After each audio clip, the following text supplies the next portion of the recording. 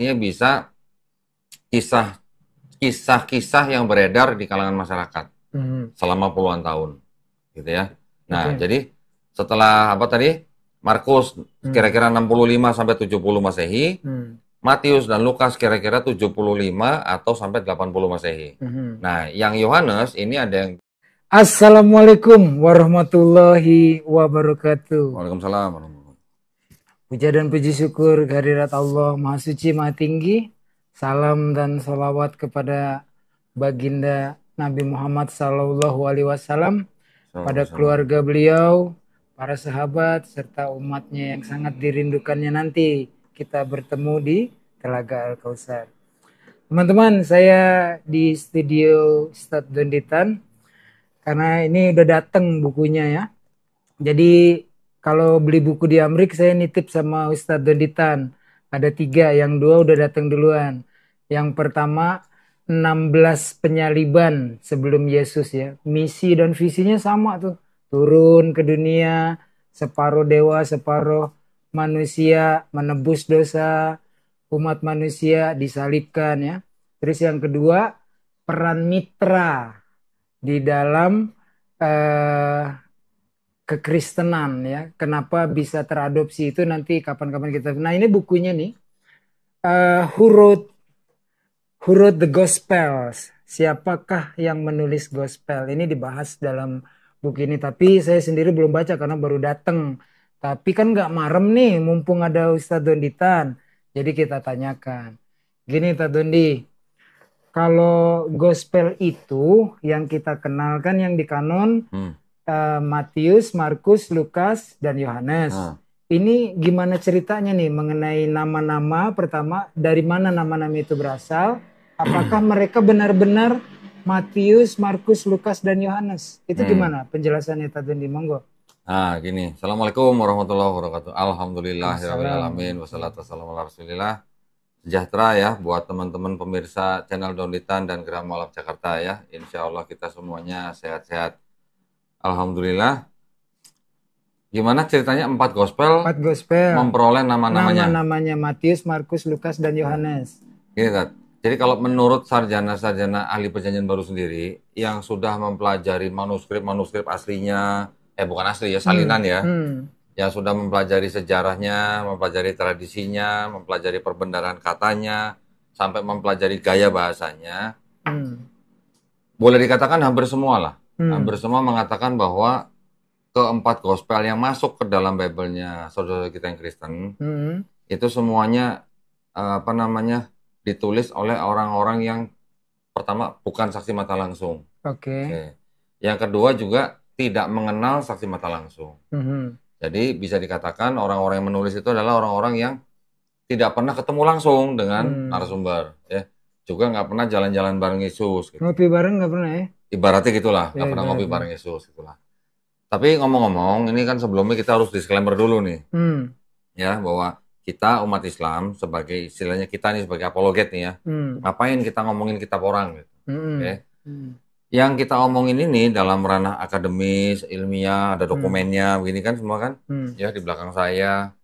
Yang semua kita omongin ini semuanya tidak lain, tidak bukan adalah untuk membentengi akidah umat Islam dari upaya-upaya pemurtatan. Itu dulu ya disclaimer kita ya. Jadi bukan berarti kita mengajak orang atau pemirsa untuk membenci orang-orang Kristen, bukan. Keluarga besar saya juga masih banyak yang Kristen. Jadi yang kita omongin ini benar-benar yang ilmiah. Ada dokumennya, bukan asumsi. Nggak boleh asumsi dan kita tidak menafsirkan kitab suci orang, bukan. Kenapa kita bicara ini? Karena masih banyak terjadi upaya-upaya pemurtatan ya di luar sana, masih banyak. Dan itu yang harus kita cermati, harus kita waspadai dan juga harus kita cegah. Supaya apa? Supaya umat Islam tidak terpengaruh oleh agama orang lain hanya karena iming-iming, rayuan, bantuan, ketidaktahuan, apalagi sampai utang budi gitu. Ya, nah, jadi yang kita mau ngomongin ini adalah hal-hal yang sifatnya akademis, ilmiah, ada dokumennya, bisa dibuktikan. Gitu ya. Jadi tadi pengantarnya gitu bahwa 4 gospel itu 4 gospel ini kan awalnya kan anonim semua. Tidak bernama, tidak ada tulisan saya bernama Matius menulis ini untuk siapa gitu nggak ada. Ya. Matius, Markus, Lukas, Yohanes nggak ada semua. Terus kemudian kalau menurut juga ya hampir semua ahli-ahli perjanjian baru dari 4 gospel itu Matius, Markus, Lukas, Yohanes ternyata menurut mereka yang ditulis pertama itu adalah Markus, bukan Matius. Yang nomor 2 duluan. Nah, jadi walaupun Markus ditempatkan di urutan kedua, tapi ternyata menurut mereka ini Markus yang ditulis duluan, gitu ya. Ditulis kira-kira sesaat sebelum Bait Suci yang kedua, Bait Suci orang Israel yang kedua dihancurkan tahun 70 Masehi. Oleh Romawi ya? Ya, oleh Romawi, oleh Jenderal Titus. Oke. 10 tahun kemudian, kira-kira tahun 75 sampai 80 Masehi, penulis Matius dan penulis Lukas ini menyadur dari Markus. Ya, menyadur. Jadi, di dalam Matius 80%-nya berasal dari Markus. Di Lukas 60%-nya berasal dari Markus. Nah, tetapi Matius dan Lukas ini juga sama-sama mempunyai sumber kisah sendiri. Sumber kisah sendiri disebut dengan kode M untuk Matius, L untuk Lukas. Selain dua sumber kisah ini, mereka juga menggunakan satu sumber yang disebut dengan Q, huruf Q. Huruf Q itu dari kata quell, itu artinya bisa kisah-kisah yang beredar di kalangan masyarakat selama puluhan tahun, gitu ya. Nah, jadi setelah Markus kira-kira 65 sampai 70 Masehi, Matius dan Lukas kira-kira 75 atau sampai 80 Masehi. Nah, yang Yohanes ini ada yang bilang di akhir abad pertama, ada juga yang bilang di abad kedua, ya itu berbeda pandangan dari beberapa ahli perjanjian baru. Tetapi yang Yohanes ini juga ibaratnya gini, ditulis untuk melawan kelompok Kristen awal tertentu. Kalau kita perhatikan, yang Matius, Markus, Lukas ini kan memuat cerita tentang, ingat nggak, ketika Yesus dipaksa untuk memanggul kayu salib dari Yerusalem ke Bukit Golgota. Di tengah jalan digantikan oleh orang yang bernama Simon orang Kirene ya, bukan Cinere ya. Bukan, Cinere mah belasan udah ke Depok ah. Ya, Simon orang Kirene. Nah, tapi di Gospelnya Yohanes itu nggak ada nama Simon orang Kirene, itu nggak ada. Nah, di tengah raya atau di Luka, yang Yohanes ini ditulis untuk melawan kelompok Kristen awal, yaitu kelompok Basilidean. Ya, Basilidean ini yang tumbuh subur malah di Mesir di akhir abad pertama sampai abad kedua. Kelompok Kristen awal Basilidean itu menganggap bahwa penyaliban Yesus itu hanyalah sebuah ilusi. Yang disalib bukan Yesus tapi Simon orang Kirene. Itu ya. Ini sekilas nih tentang 4 gospel. Nah, terus dari mana kok empat gospel ini yang masuk ke dalam Bible-nya di Kristen, kok bisa ada nama Matius, Markus, Lukas, Yohanes? Nah, itu dia. Itu ya, itu yang kita mau bicarakan kan? Ya, awalnya kan anonim ya. Ya, sebenarnya banyak ya tulisan-tulisan atau buku-buku dari kalangan-kalangan ahli perjanjian baru yang mengetahui bahwa orang-orang Kristen mempunyai tradisi bahwa yang kitab Matius ditulis oleh Matius pemungut cukai. Nanti yang kedua, yang Markus ditulis oleh muridnya Petrus. Ya. Bahkan ada lagi yang sebagian kalangan dari Kristen mengatakan bahwa Markus ini adalah pemuda yang lari telanjang bulat di Taman Getsemani ketika Yesus ditangkap. Ada yang bilang begitu. Terus kalau yang Lukas ini dianggap sebagai tabibnya Paulus dan teman seperjalanannya Paulus. Ini yang untuk kitab yang Lukas. Yang keempat, Yohanes itu dianggap yang menulis adalah Yohanes anak Zebedeus, murid Yesus. Ini tradisinya Kristen yang berasal dari mungkin abad kedua. Juga dikatakan yang memberi nama daripada keempat gospel ini adalah ada 2 orang di abad kedua. Yang pertama yaitu Santo Papias antara 130 sampai 135 Masehi. Yang kedua Santo Irenaeus tahun 180 sampai 185 Masehi. Nah, dari 2 orang ini yang dari Papias ini diceritakan ulang oleh Bapak gereja namanya Eusebius. Gitu. Eusebius cerita, ini Santo Papias ngomong bahwa yang Matius ditulis oleh Lewi atau Matius pemungut cukai. Nanti ada lagi Eusebius cerita bahwa Santo Papias mengatakan bahwa yang Markus ditulis oleh Markus, murid Yesus, murid Petrus, gitu ya. Jadi yang memberi nama kepada 4 gospel ini diketahui dari tradisinya Kristen adalah Santo Papias 135 Masehi dan kedua Santo Irenaeus 185 Masehi. Oke, itu dari jangka waktu ditulis kapan dan kapan diberikan nama. Oke. Itu banyak dokumen-dokumen yang mengatakan seperti itu banyak. Ya cuman beda-beda dikit lah tahun-tahunnya lah ya. Kan mereka biasa kan kalau memeriksa naskah-naskah salinan itu kan dari tulisan-tulisan Bapak Gereja juga mereka bisa memperkirakan ini tahun berapa gitu. Sampai di situ cukup jelas ya. Ada satu pertanyaan dikit. Jadi pada intinya ini banyak nih orang-orang mengira bahwa nama-nama tersebut adalah saksi mata, padahal kan tadi udah dijelaskan.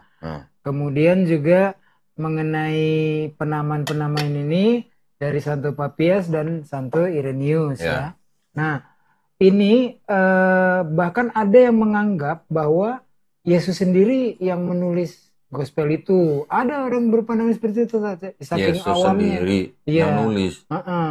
Terus kemudian ada bahwa keempat orang ini adalah saksi mata. Padahal kan kalau dalam kisah gospel sendiri, murid-murid kan nggak ada yang hadir ketika prosesi penyaliban versi gospel ya tadi ya. Iya, kan di keempat gospel itu kita bisa mengambil benang merah bahwa ketika Yesus ditangkap di Taman Getsemani itu semua murid Yesus kan pada lari. Iya. Jadi nggak ada saksi mata. Nah, jadi siapa yang menyaksikan Yesus dari mulai ditangkap, diadili oleh imam besar, diadili oleh Herodes, diadili oleh Pilatus, sampai diserahkan kepada tentara Romawi untuk disalibkan.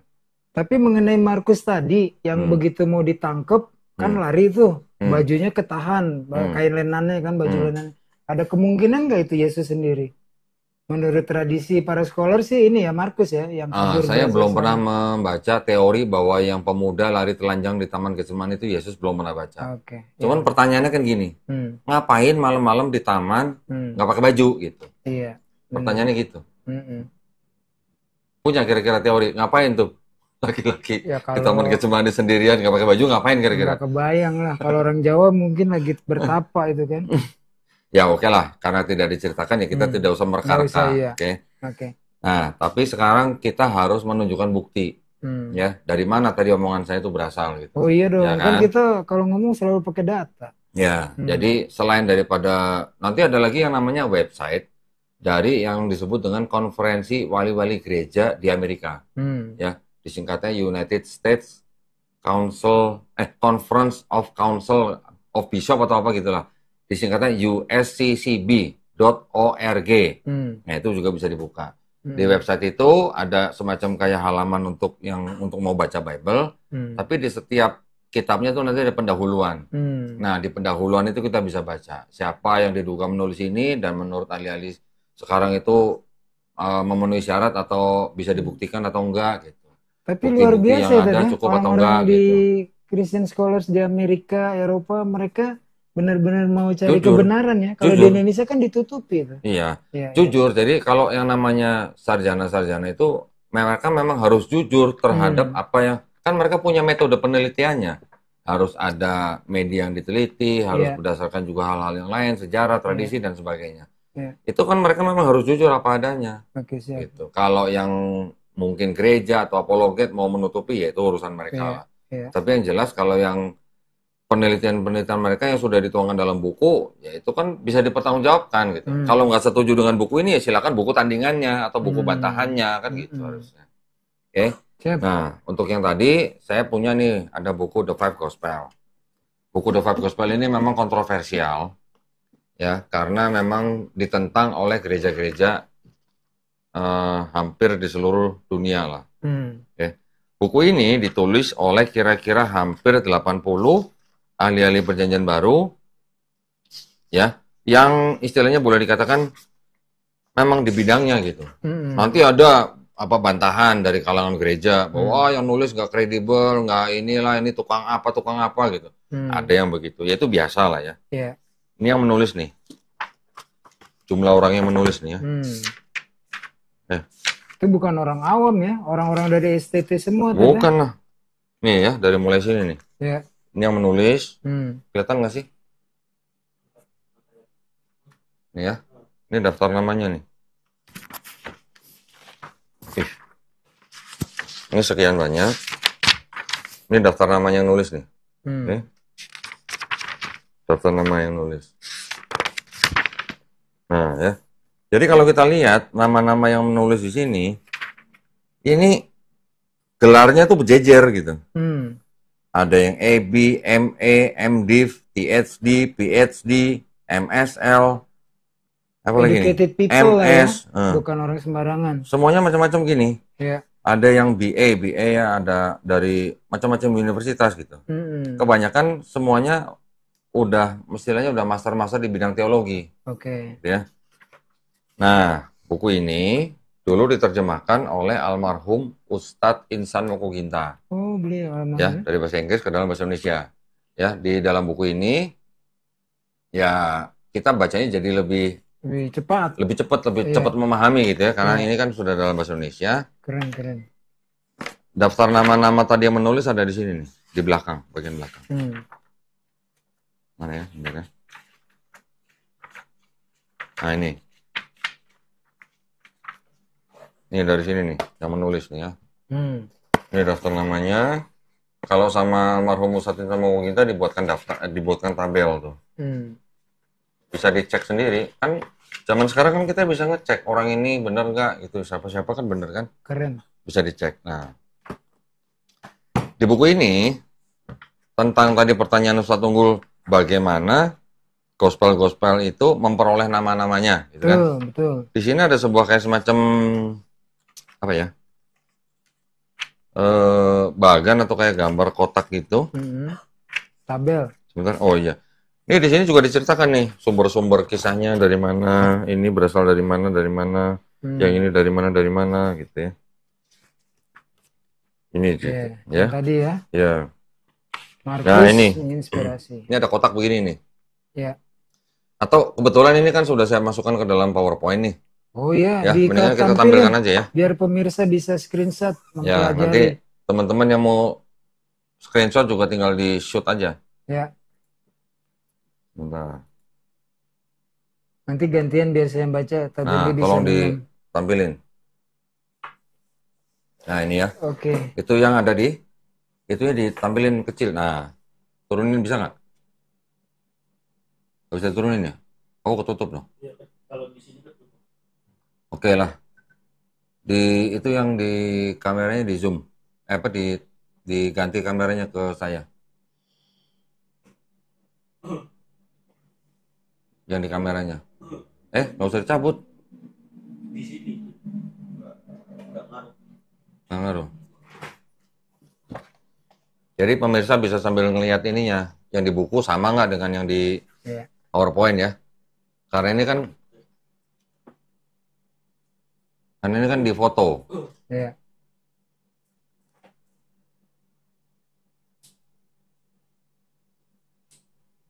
Oke. Lanjut. Kelihatan ya? Kelihatan. Bisa kebaca nggak, Pak Tunggul? Bisa. Itu kan masih bahasa Inggris tuh? Masih bahasa Inggris ya. Ya, sama nih ya, sama di buku nih, sama kan? Persis. Kelihatan kan? Kelihatan. Tulisannya kan kira-kira judulnya kan How the Gospels Got Their Names. Ini dari buku The Five Gospels, Robert W. Funk, Roy W. Hoover, and the Jesus Seminar, penerbitnya Harper San Francisco, tahun 1993, halaman 20 ya. Ini halaman 20 nih. Ini bentuknya seperti ini, ada 5 kotak nih. Di sini memang ada satu lagi gospel yang disebut dengan Gospel Thomas. Oke. Nah, yang kita akan tampilkan di sini, ini langsung aja kita terjemahkan. Jadi para pemirsa bisa, itu yang video apa? Yang itu dibuang aja. Nah, ya, kita bacakan ya. Oke. Mau saya bacain biar Tadandi bisa. Boleh Ustadz Unggul yang bacain. Baik, ini teman-teman ya. Tadi kan keterangannya dari mana nama-nama di dalam gospel berasal. Kita lihat kolom paling kiri Markus. Gospel Markus disematkan kepada Yohanes Markus, teman dari Paulus. Ini bisa dilihat dari Kisah 12, 25, 13 ayat 5, 15 ayat 36 sampai 41, Filipi 24, Kolose 4 ayat 10, 2 Timotius 4:11, sepupu Barnabas. Didapat dari Kolose 4 nomor 10. Dan mungkin rekan dari Petrus. Saran ini dibuat oleh Papia. Nah ini Santo Papia yang tadi disebut Ustaz Dendi ya. Pada tahun 130 Masehi. Sebagaimana yang dilaporkan oleh Eusebius. Wafat 325 Masehi. Keduanya adalah penulis Kristen kuno. Jadi Eusebius yang melaporkan berdasarkan informasi dari Santo Papias. Dalam hal ini dan dalam masalah lain, Papias tidak dapat diandalkan. Saya ulangi, Papias tidak dapat diandalkan karena dia tertarik pada jaminan saksi mata daripada proses lisan yang menghasilkan Gospel Markus. Pindah ke kolom 2, Matius. Adalah Papia lagi sebagaimana dilaporkan oleh Eusebius yang menyebut Matius. Lihat Matius 10 ayat 3 sebagai penulis gospel pertama. Kemudian Matius mungkin memiliki nama lain Levi. Nama lain dari Matius adalah Levi. Nama yang diberikan kepada pemungut cukai. Lihat Markus 2 14 dan Lukas 5 27. Tetapi siapa yang dipanggil Matius dalam bagian yang paralel, lihat Matius 9 kita tidak dapat menjelaskan perbedaan dalam nama. Pernyataan Papia bahwa Gospel Matius disusun dalam bahasa Ibrani jelas-jelas salah. Saya ulangi, pernyataan Papia bahwa Gospel Matius disusun dalam bahasa Ibrani jelas-jelas salah. Matius disusun dalam bahasa Yunani dengan bergantung kepada Q dan Markus. Juga ditulis dalam bahasa Yunani oleh penulis yang tidak diketahui. Geser kolom 3, Lukas. Tradisi bahwa Lukas seorang tabib dan teman dari Paulus adalah penulis Gospel Lukas. Lihat Kisah Para Rasul kembali ke abad 2 Masehi. Lukas yang dibicarakan diarahkan ke Kolose 4:14, di mana ia dikenal sebagai seorang tabib. Mungkin penulis Gospel Lukas, Kisah Para Rasul adalah seorang tabib. Diragukan bahwa ia adalah teman Paulus. Nah ini teman-teman, diragukan bahwa ia adalah teman Paulus. Seperti penyematan yang lain, yang satu ini pun aneh. Geser ke Yohanes. Gospel keempat disusun oleh penulis tidak bernama dalam dekade terakhir abad pertama, kira-kira tahun 180 Masehi. Irenaeus melaporkan tradisi yang menganggap kitab itu berasal dari Yohanes, anak Zebedeus. Sementara yang lain menganggapnya berasal dari Yohanes, orang tua yang tinggal di Efesus. Dan yang lain tetap menganggapnya berasal dari Yohanes murid tercinta. Lihat Yohanes 13, 23 sampai 25, lihat 19, 25 sampai 27, lihat 20, 2 sampai 10, 21 ayat 7, dan 20 sampai 23. Gospel keempat ditentang sebagai bidat di gereja awal. Dan gospel itu tidak tahu tentang cerita-cerita yang dihubungkan dengan Yohanes anak Zebedeus. Dalam penilaian banyak sarjana, gospel itu dibuat oleh sebuah sekolah dari murid-murid mungkin di Syria. Nah ini yang paling penting terakhir. Tunggu sebentar. Yang sebelah kanan yang tulisannya besar dan tebal itu, itu juga ada dasarnya nih. Tuh yang di kanan bawah tuh ya. Ya. Nah ini saya perbesar coba nih ya, sebentar. Ya. Jadi semuanya ada di halaman 20 teman-teman ya. Itu yang all the Gospels originally circulated anonymously, tidak bernama. Authoritative names were later assigned to them by unknown figures in the early church. In most cases, the names are guesses or perhaps the result of pious wishes. Nah ya, ini terjemahnya ini yang ini terjemahannya ya dari yang tadi di bukunya kita bacakan halaman 20 itu tadi. Ini sudah diterjemahkan oleh Ustaz Donditan. Semua gospel semula beredar tanpa nama. Nama yang berwenang kemudian diberikan kepada gospel-gospel tersebut oleh tokoh yang tidak diketahui sejak gereja awal. Selesai tahu. Nah, ya. Jadi semua gospel semula beredar tanpa nama. Tanpa nama. Nama yang berwenang kemudian diberikan kepada gospel-gospel tersebut oleh tokoh yang tidak diketahui sejak gereja awal. Jadi sebenarnya nama dari 4 gospel itu, udah balik. Jadi nama dari 4 gospel itu sebenarnya adalah semacam atribusi atau orang mengatributkan kepada kitab-kitab itu, diberikan nama kitab ini Matius, Markus, Lukas, Yohanes. Disematkan ya? Disematkan gitu lah. Siap. Iya, diatributkan atau disematkan sama lah ya. Jadi gitu, zaman dulu memang masih bisa begitu. Gitu. Bahkan orang zaman dulu masih bisa nih contohnya, saya menulis buku, tapi saya mengaku sebagai nama saya adalah Ustadz Unggul gitu. Itu masih bisa begitu. Dan itu belum kriminal gitu zaman dulu. Belum kriminal, belum ditangkap sama tentara Romawi gitu. Yang orang nulis begitu gitu ya. Nanti ada lagi orang saya menulis menggunakan gaya tulisan saya, mengadopsi dari tulisan orang lain. Ya, bahkan yang tulisan orang lain yang mungkin sudah beratus-ratus tahun sebelum penulis gitu. Diklaim tulisannya Ustadz Dondi misalnya? Bukan diklaim, tapi dia menulis tanpa nama, tapi gaya tulisannya dia menggunakan atau menyadur dari tulisan orang yang sudah ratusan tahun sebelumnya. Terjadi di mana? Terjadi di Gospel Markus. Ya, Gospel Markus menyadur tulisan ini. Jadi saling sadur menyadur ini rupanya. Ya, ini ada sebuah buku karangan dari Dennis R. MacDonald, The Homeric Epics and the Gospel of Mark. Jadi dia menulis bahwa Gospel Markus itu sebenarnya melakukan tindakan yang disebut dengan mimesis. Nah, mimesis itu adalah menyadur tulisan orang, tapi dia mengganti dengan nama-nama tokohnya diganti atau nama tempatnya diganti. Mimesis, gitu. Ya, itu namanya mimesis. Ini Homer filsuf Yunani bukan, Ted? Homer itu penulis yang kira-kira dia punya karya epik itu 700 sampai 800 sebelum Masehi. Bayangin. Jangan-jangan dia nulis kisah ini kuda Troya bukan? Nah, iya. Oh, termasuk. Ya itu dia. Ya jadi yang dijadikan bahan untuk ditulis di dalam Markus itu adalah cerita mengenai kota Trojan. Ya, kan ada siapa tuh? Achilles itu. Achilles ya. Nah, ada filmnya kan Troy gitu kan. Ya. Siapa? Brad Pitt ya? Brad Pitt. Di situ kan ada nanti tokoh yang bernama Raja Odyssey. Odyssey itu adalah berasal dari kerajaan Iliad yang membantu Achilles dan rajanya, satu lagi raja itu yang menyerang kota Trojan.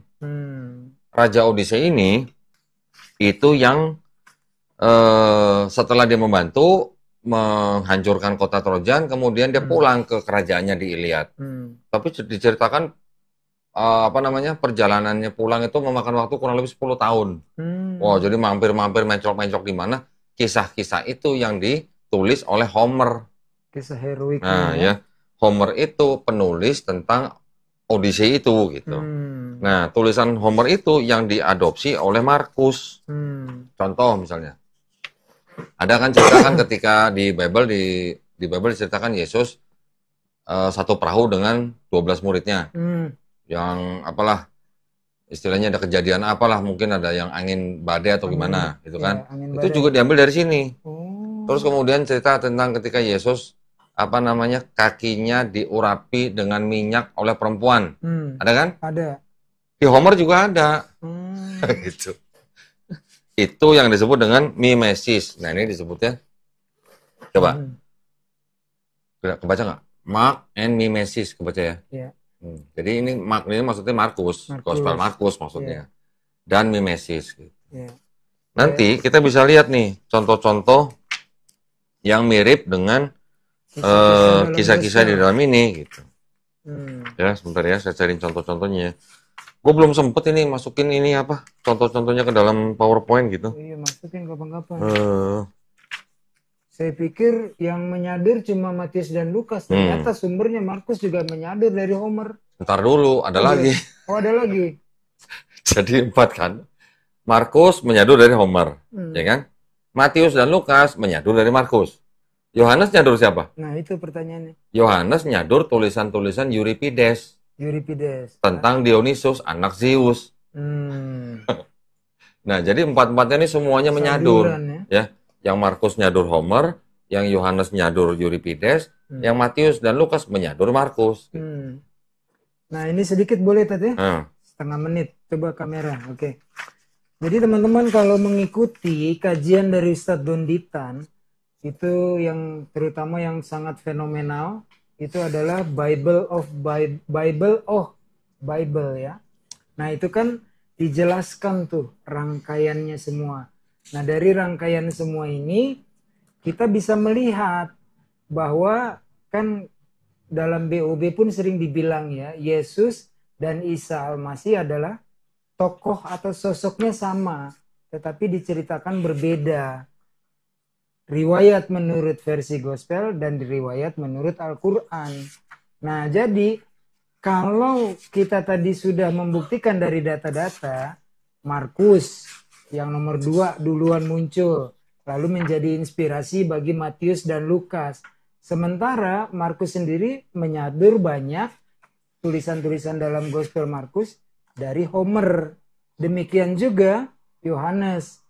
Jadi sebenarnya ini adalah, kalau dalam perspektif Islam ya, hal ini tidak pernah dialami oleh Yesus yang beneran, bukan Yesus yang versi Yunani, versi Gospel maksud saya.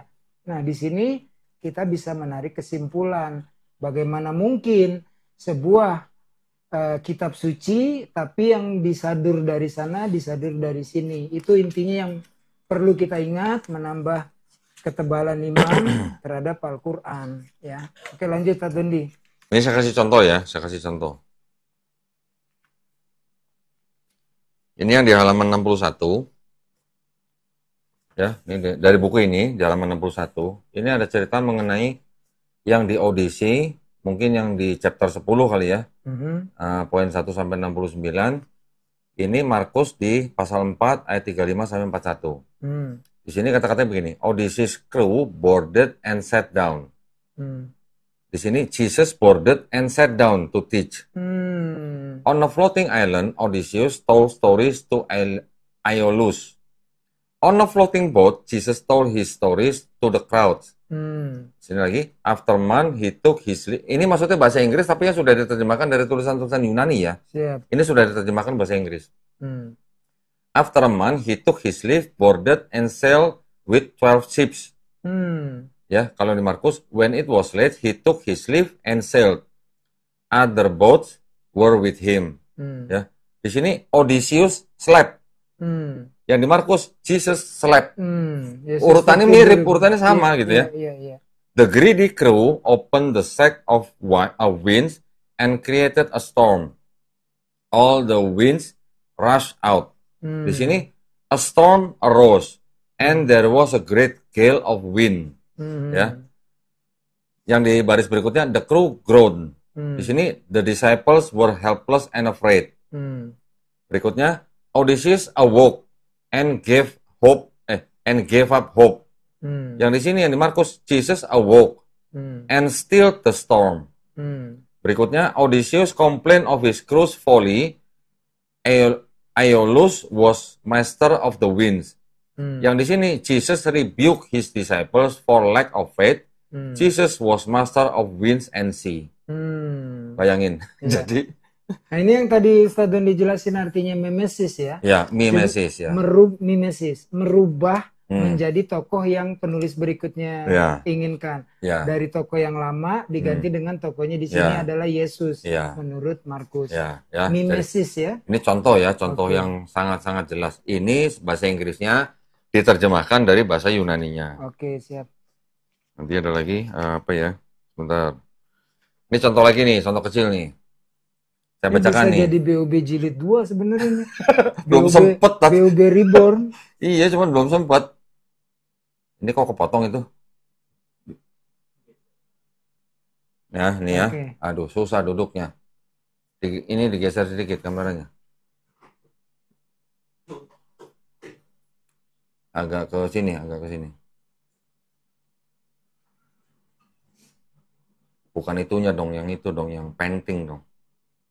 Penningnya. Iya. Nah, gitu. Coba diklik lagi sama. Agak ke sini. Itunya harusnya pindah dulu dong ke ngarah ke gua, baru di panning. Biar Oke, ini mohon kelihatan. maaf ya pemirsa ya. Nah, udah. Oke, udah cukup. Cakep. Di sini diceritakan nih ya, the parallels between Homer and Marcus also are dense and sequential.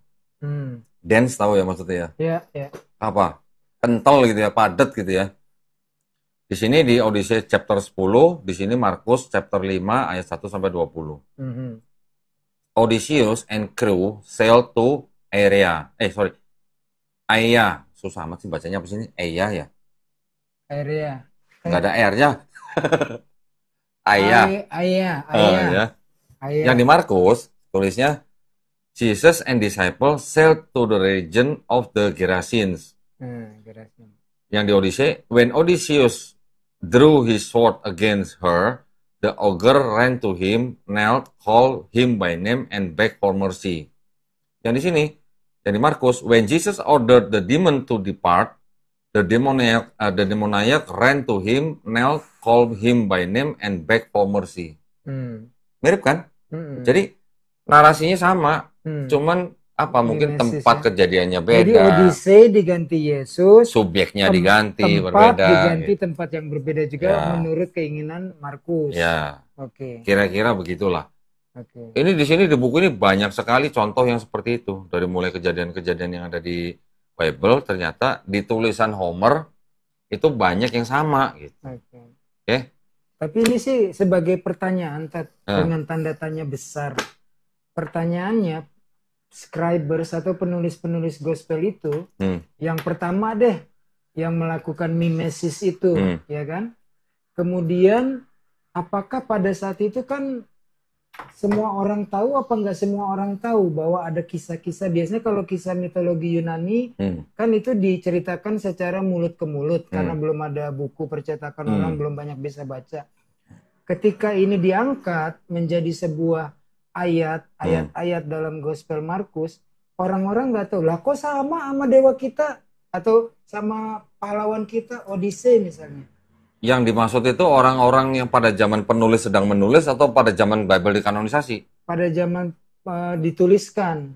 Atau mungkin karena belum disebar kan ya. Waktu itu belum ada IG, belum ada YouTube, iya. belum bisa live itu. Ya belum bisa tersebar. Oke. Nah, sementara saat dikanonkan, mereka udah melupakan. Jadi menganggap bahwa yang ditulis oleh penulis Markus ini adalah benar adanya apa yang dilakukan Yesus. Jadinya itu hanyalah sebuah tradisi gitu. Penulis-penulis ini setelah buku-buku itu dipilih oleh bapak-bapak gereja awal, sehingga dipilih untuk masuk ke dalam Bible. Karena ketiga gospel itu tadi yang Matius, Markus, Lukas itu kan ceritanya banyak yang sama, memang sama karena Matius sama Lukas nyadur Markus kan. Ini yang dimasukkan ke dalam Bible sebagai gospel sinoptik. Yang Yohanes karena kisahnya gaya tulisannya juga banyak berbeda, baru masuk. Tetapi memang perbedaan antara 3 gospel dan 1 Yohanes itu kan memang ceritanya tuh ya kurang lebih sama gitu lah. Oke. Sekarang kalau mau dibilang apakah orang-orang pada zaman itu tahu, ya bisa jadi tahu tapi terbatas. Belum meluas lah seperti zaman sekarang. Belum ada medsos, belum ada TikTok, belum ada macam-macam. Jadi mungkin ya terbatas gitu. Nah, kan pada waktu di kanon itu kan juga yang dianggap punya wewenang untuk memasukkan gospel-gospel itu ke dalam Bible, kan itu orang udah menjadi tim, ada timnya. Timnya itu kan juga sebelum mereka menentukan, gospel ini masuk dalam Bible, itu kan juga mereka mungkin berdebat dulu gitu mungkin, gitu ya. Jadi ya maka itu yang Bible itu disebut kanonisasi karena kitab-kitabnya sudah ada, tinggal Bapak Gereja pilih dan sortir gitu. Yang ini masuk, ini enggak, ini masuk. Yang akhirnya menjadi Bible sekarang. Gitu. Ya, beda dengan Quran. Ketika Nabi Muhammad SAW sudah wafat, teman-teman pada zamannya Khalifah pertama, Abu Bakar radhiyallahu anhu, ketika ada perang, banyak penghafal Quran yang tewas. Ya, perang di Yamaman. Karena kan memang gini, Bible diturunkan dalam tradisi tulisan, sedangkan Quran diturunkan dalam tradisi lisan. Lisan ini maksudnya berarti orang menerima Quran dengan tradisi hafalan gitu. Makanya banyak yang menghafal gitu. Kalau Bible diturunkan dalam bentuk tradisi tulisan. Tulisan-tulisan itu udah ngumpul semua, baru dipilih-pilih gitu, masuk ke dalam kitab. Yang Quran pada waktu hafalan itu disetorkan kepada tim ya yang dipimpin oleh sahabat Said bin Sabit, baru itulah yang masuk ke dalam Quran. Perbedaannya gitu, yang ini tulisan, yang ini lisan. Nah, kalau lisan jaraknya kan tidak jauh dari semasa Nabi Muhammad SAW masih hidup, sudah ditulis, tapi masih terpencar-pencar. Baru ketika dijadikan satu mushaf itu namanya bukan dikanonisasi, tapi dikodifikasi. Kalau yang Bible dari kitab-kitab yang banyak dipilih-pilih, kayak pedagang padang itu dipilih, baru masuk ke dalam Bible. Itu namanya dikanonisasi. Pilih-pilih ya. Sementara kalau Al-Quran kodifikasi pengumpulan dari yang terpisah-pisah. Dan gospel itu sebenarnya bukan cuma 4 atau 10 biji, puluhan. Yang saya tahu malah sampai 50 lebih. Bahkan ada gospel-gospel yang ceritanya bertentangan gitu antara gospel satu dengan gospel lain. Contoh, misalnya yang tadi saya bilang di awal, ada kelompok Kristen awal yaitu Basilidean. Atau yang termasuk di dalam kelompok-kelompok yang disebut dengan Gnostik. Gitu ya. Yang saya bilang bahwa ketika peristiwa penyalipan itu disebut penyalipan itu terjadi, orang-orang kelompok Basilidean ini menganggap bahwa penyalipan Yesus itu adalah ilusi. Yang disalib bukan Yesus, tapi Simon orang Kirene. Gospelnya ada. Gospelnya ada. Cuman memang ya bagaimana mau dimasukkan dalam Bible kalau bertentangan dengan yang 4 itu. Gitu. Nah, gospel-gospel itu ditemukan kira-kira di abad ke-20, tahun 1945, di desa Nag-Hammadi, Mesir. Nah, memang kan tadi saya bilang, kelompok itu tumbuh subur di Mesir. Makanya sampai dokumen-dokumennya ditemukan di dalam gua-gua di dalam desa Nag-Hammadi itu di Mesir tempatnya. Gitu. Ya, ribuan tahun loh berarti kan. Dari mungkin abad kedua Masehi sampai abad ke-20. Bayangin. 2 milenium. Masih selamat gitu. Nah, jadi perbedaannya gitu. Nah, kalau tadi kita bertanya bagaimana kok gospel-gospel itu bisa ada nama Matius, Markus, Lukas, Yohanes, tadi udah kita jelaskan ya. Di buku ini ada, di buku-buku lain ada, kemudian bahkan di website resminya dari kalangan Kristen pun ada. Jadi sebenarnya sudah menjadi rahasia umum gitu lah. Bahkan kalau yang di terjemahan bahasa Indonesia, yang dulunya tulisannya apa? Tulisannya kan Injil karangan Matius, Injil karangan Markus, Injil karangan Lukas, Injil karangan Yohanes. Sekarang tulisan Injil karangannya udah nggak ada. Dia nggak seksi, udah dihapus. Dulu zaman SD saya gitu tuh. Iya, ini masih punya, saya masih punya. Saya Katolik nih, zaman SD saya masih inget itu bacaan. Saya nanya soalnya, kok karangan? Saya bilang begitu. Ya nggak tahu adanya begini katanya, namanya anak SD kan. Ya. Saya masih jadi memang benar itu ya. Kan according to kalau dalam bahasa Inggrisnya, menurut Markus, Matius, Lukas. Ya, nah. Terjemahan Indonesianya karangan, tapi kan nggak bagus lah kalau kebaca karangan. Baik yang bahasa Inggris maupun yang bahasa Indonesia, yang tadinya bahasa Inggrisnya Gospel according to Mark, Gospel according to Matthew gitu kan. Bible yang zaman sekarang sudah jadi cuma Matthew aja, Mark aja, nggak ada Gospel accordingnya sekarang. Sudah jadi makin. Ya, sekarang kalau according to itu maksudnya apa? Menurut dan ternyata yang menulis bukan Matius gitu. Padahal kita sebenarnya pengen tahu kan Gospel according to Jesus. Harusnya. Gitu. Nah, Gospel according to Jesus itu sebenarnya kita bisa bisa telusuri mungkin ya. Di Bible sendiri kalau nggak salah yang bahasa Indonesia nih, kita cari di Lukas nih. Kita cari di Lukas 20 ayat 1. Ya. Teofilus yang mulia. Bukan, itu mah Lukas pasal 1. Oh, Lukas 20 ini ya. Ya, ini 20 ayat 1. Ini gini tulisannya. Pada suatu hari ketika Yesus mengajar orang banyak di bait Allah dan memberitakan Injil. Nah, ini yang disebut dengan Gospel according to Jesus. Nah, teman tulisannya mana? Kan nggak ada. Iya. Gitu. Waktu itu kan Yesus nggak jalan-jalan bawa Gospel Matius, Markus, Lukas, Yohanes. Ya bukan dong. Kalau yang teman-teman Kristen maksudkan dengan Injil ini adalah Matius, Markus, Lukas, Yohanes, apakah yang diberitakan Yesus ini yang Matius, Markus, Lukas, Yohanes? Kan bukan. Bukan. yang gospel-gospel 4 ini kan belum ditulis pada saat Yesus masih hidup.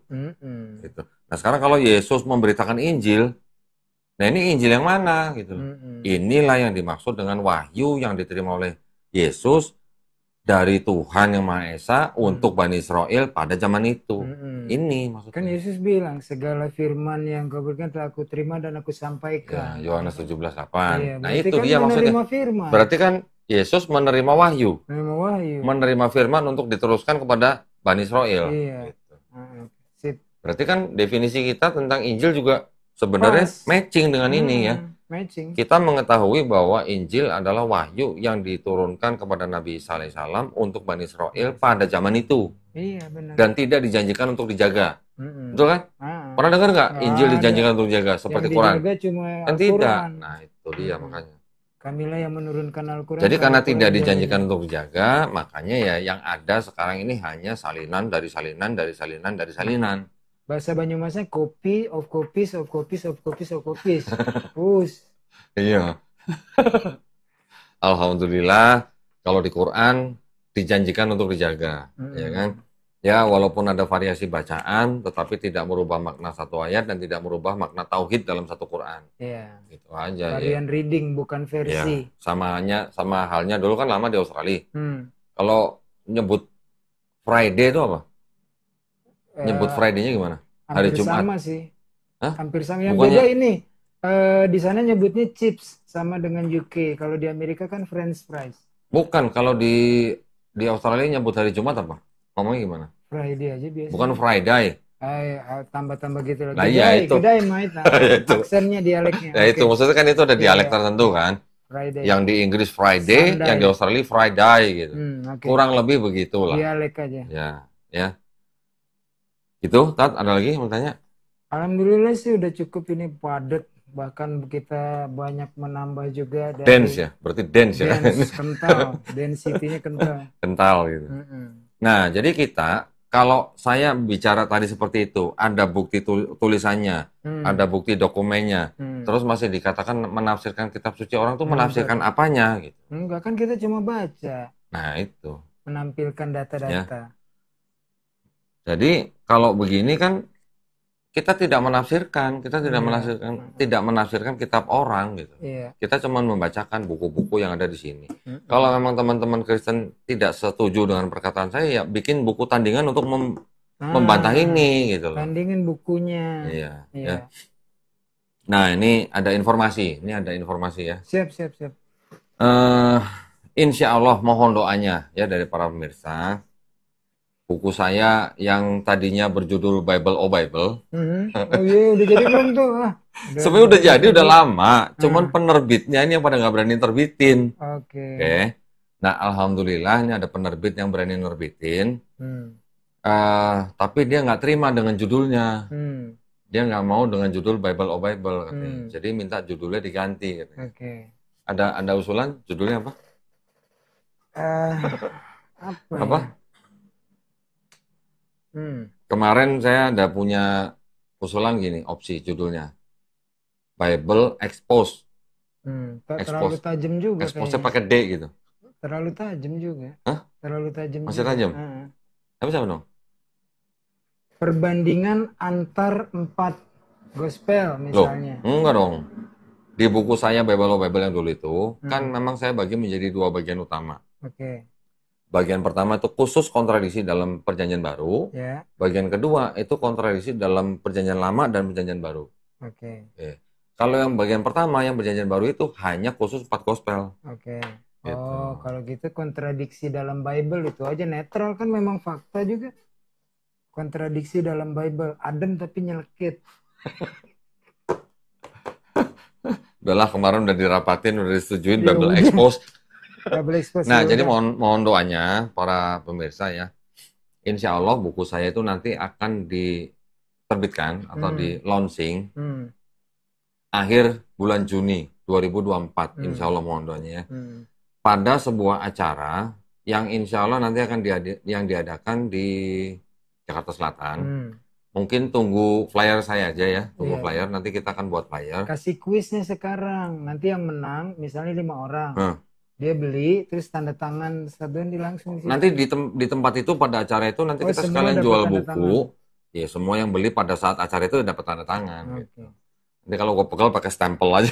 Iyalah, stempel aja cepet. Ya jadi sekalian nanti kita juga acaranya bukan acara cuman saya aja. Nanti kita juga mengundang narasumber-narasumber lain. Ya. Insya Allah kita sekarang juga sedang berkomunikasi dengan beberapa narasumber yang lain untuk meramaikan acara tersebut. Ya, jadi intinya kita melakukan dakwah ini, ya dakwah ini kita anggap sebagai dakwah tauhid. Karena dakwah kristologi buat kami itu adalah dakwah tauhid. Maksudnya apa? Yaitu dakwah yang mengajak orang untuk bertauhid. Ya, bukan berarti kita mengekspos kitabnya saudara-saudara kita yang Kristen, bukan berarti kita mengajak untuk membenci orangnya, bukan, sama sekali bukan. Ya, setiap warga negara Indonesia diberikan hak yang penuh untuk memilih dan menjalankan agama dan kepercayaan masing-masing. Jadi kita tetap harus menghormati mereka, tetap kita harus bertoleransi dengan mereka. Tetapi kenapa kita perlu belajar begini? Karena masih ada upaya pemurtatan. Pertama ya. Yang kedua, yang di STT juga belajar Islamologi. Oh belajar, berapa SKS kemarin yang calon pendeta? Macam-macam, ada yang macam-macam lah. 3 SKS minimal. Ada yang 3 SKS, ada yang bilang berapa SKS lah, saya nggak terlalu merhatiin lah. Tetapi kalangan Kristen di sekolah tinggi teologi mereka juga belajar Islamologi. Kalau nggak percaya teman-teman boleh cek di websitenya STT, cek ada nggak mata kuliah Islamologi, coba cek, ada nggak? Ya, ada, masih ada. Oke, jadi kajian-kajian kita ini yang seperti ini kami selalu berusaha akademis dan ilmiah, tidak ada asumsi. Jadi semuanya ada dokumennya, ya. Itu saja yang bisa kami sampaikan. Mohon doanya, mudah-mudahan di akhir bulan Juni nanti kita bisa melaksanakan acara tersebut dengan baik dan lancar dan juga bisa memberi manfaat buat para pemirsa, ya. Udah yang mau disampaikan lagi? Udah cukup kalau dari saya. Cukup? Cukup. Berapa menit? Hampir 1 jam ya? Nggak ada ya? Baik. Kurang lebih hampir 1 jam. Ya, gitu ya. Apa lagi ya mungkin ya yang... Ini Ustadz Unggul masih masih debat-debat di TikTok? Masih, cuma kadang suka bosen. Udah bosen? Kebanyakan teologi soalnya. Kalau saya kan lebih seneng kritik teks. Nah itu ya, jadi kalau kebanyakan debat teologi, jatuh-jatuhnya nanti pada akhirnya apa? Lakum dinukum waliyadin. Ya, keyakinan mereka ya harus dihargai karena dijamin oleh negara, keyakinan kita juga dijamin oleh negara. Masing-masing jadi lakum dinukum waliyadin. Tapi kalau bicara begini, ya bantahlah yang nulis buku. Begitu, kalau kritik teks, sejarah gereja, sejarah kanonisasi nggak ada yang mau. Nggak ada yang mau. Kenapa? Ya mereka gimana balesnya coba. Tapi kalau cuma bicara teologi, ayat-ayat. Karena nggak ada yang nguasain. Yang kelas jemaat juga udah bisa. Ya, tadi sore saya juga kedatangan. Ya usia masih muda lah, tapi sudah dewasa lah ya. Ngakunya ya jemaat gereja. Tetapi ketika bicara kayak begini sama sekali nggak tahu deh. Iya. Sama sekali nggak tahu. Taunya cuma Trinitas gitu aja. Justru kalau saya amati banyak saudara-saudara kita yang kekristenan mendapatkan informasi dari apologet Islam. Malah gitu ya? Iya. Karena kan mereka kalau di gereja cuma satu arah. Dari pendeta atau romo kepada jemaat. Nah ini juga bagus nih buku ini nih. Saya juga punya buku yang judulnya sama, tapi penulisnya berbeda gitu ya. Nih, Why New Testament Scholars Challenge Church Traditions. Artinya mengapa sarjana-sarjana perjanjian baru menantang tradisi gereja. Yaitu yang tadi dibicarakan. Tradisi gereja mengatakan ini menulis Matius, Markus, Lukas, Yohanes. Sarjana-sarjana perjanjian baru menentang, artinya bukan mereka yang menulis. Yang menulis adalah orang-orang yang di luar Palestina, ya di luar tempat Yesus hidup gitu. Nah sekarang kan mudahnya begini, Yesus dan murid-muridnya mereka adalah bangsa Israel. Di daerah Palestina itu mereka ada menggunakan bahasa Ibrani dan menggunakan bahasa Aramaik, ya kan? Aramaik itu ada yang Aramaik Utara, ada yang Aramaik Selatan. Bahasa Ibrani banyak digunakan dalam hal ritual ibadah. Sedangkan bahasa Aramaik banyak digunakan untuk bahasa sehari-hari. Sekarang bagaimana ceritanya? Yesus yang berbahasa sehari-harinya Aramaik, tiba-tiba kitab sucinya dalam bahasa Yunani yang di luar Kristen. Bangsa di daerah Palestina itu memang pada saat Yesus masih hidup memang berada di bawah penguasaan Romawi yang menggunakan bahasa Yunani. Tetapi ya kan tetap tidak make sense gitu kalau Yesus yang berbahasa aslinya Aramaik, murid-muridnya juga berbahasa Aramaik, murid-murid Yesus juga dianggap sebagai orang-orang yang tidak terpelajar gitu ya. Bagaimana bisa timbul kitab sucinya yang timbulnya puluhan tahun setelah Yesus nggak ada, bahkan dikanonisasinya 4 abad sesudah Yesus nggak ada, dalam bahasa penjajah gitu loh. Iya. Itu yang nggak masuk nalar gitu. Ya. Nurul. Nggak masuk Nurul. Oh, nalar udah pindah ya? Udah pindah. Ya gitu ya? Ya. Apa mungkin kita ini kasih kesempatan buat yang mau tanya? Boleh. Bisa dibaca langsung ya di situ ya. Kalau di situ bisa ditampilin nggak sih? Nggak bisa ya? Di Vimeo nggak bisa ditampilin ya? Di Tatondi bisa kebaca. Di sini kebaca tapi nggak bisa ditampilkan. Pilih aja beberapa pertanyaan. Coba siapa dari pemirsa yang ingin memberikan pertanyaan, ketiknya tanya _2. Nah, pertanyaannya apa gitu ya? Kita kasih waktu beberapa menit lah. Oke, siap. Silakan kalau mau sampaikan.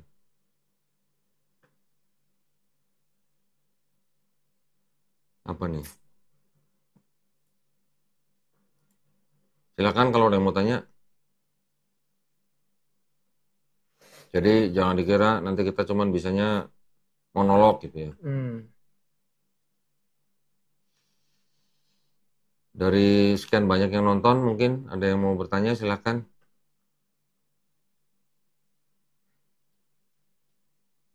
Audio aman ya, audio ya?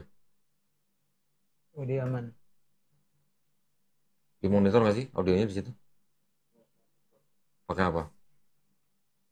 Mau nggak pakai itu? Hah?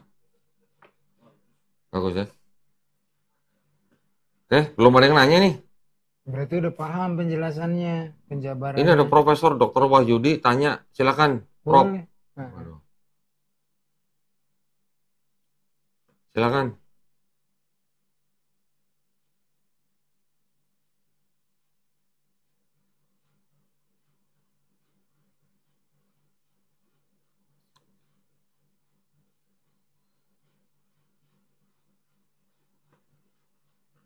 Mana nih?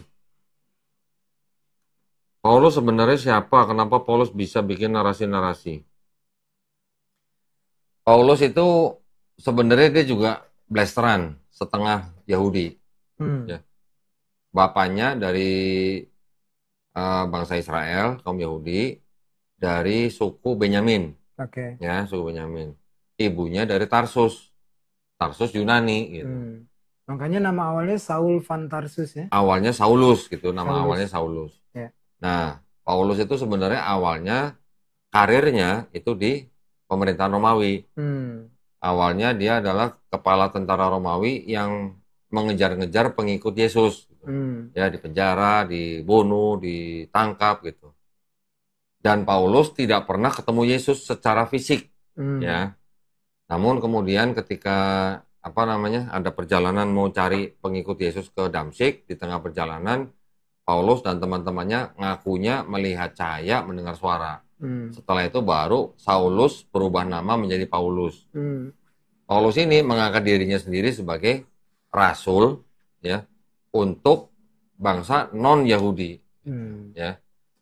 Nah, sebenarnya jadi kalau kita lihat agama Kristen itu sebenarnya pada saat Yesus masih hidup itu belum dikenal, ya.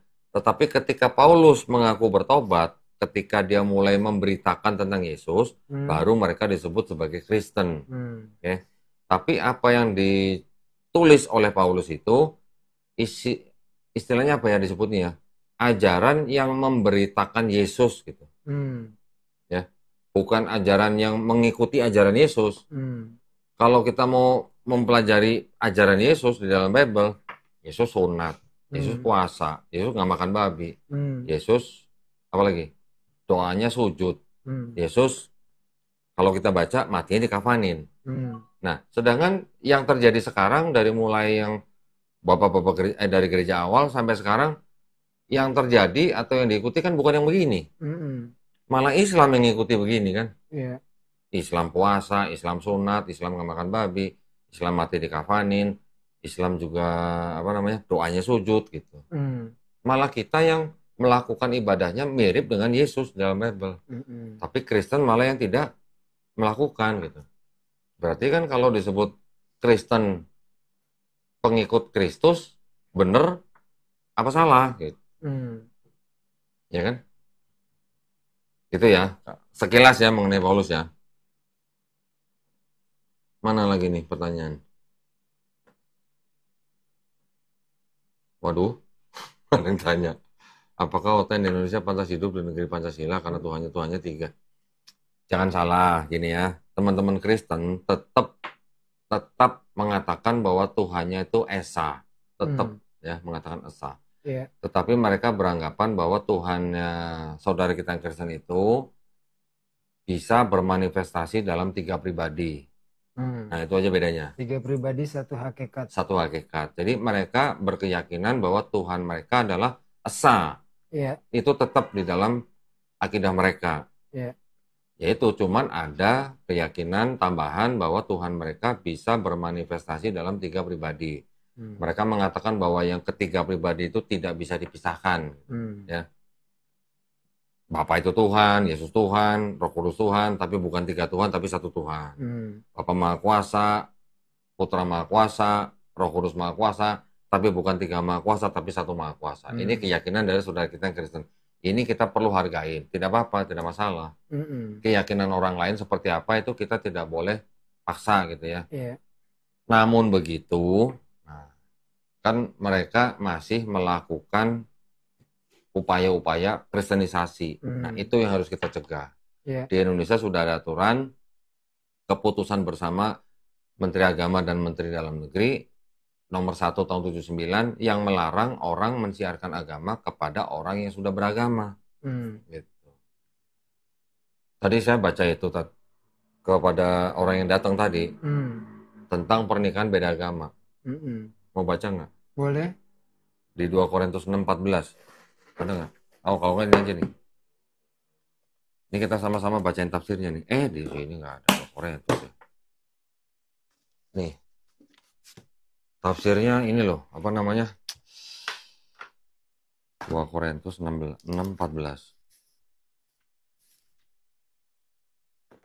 Ya, 2 Korintus 6:14. Atau saya bukain di ini juga ya, supaya pemirsa juga bisa baca ya. 2 Korintus. Sebentar. Oke.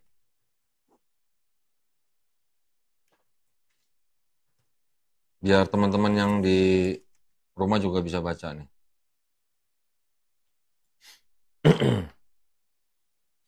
Ini tadi saya bacain ini juga, tafsirnya itu ini loh, keras loh. 6:14. Coba ditayangin. Itu baca di TV aja kok masih ini? Sebentar.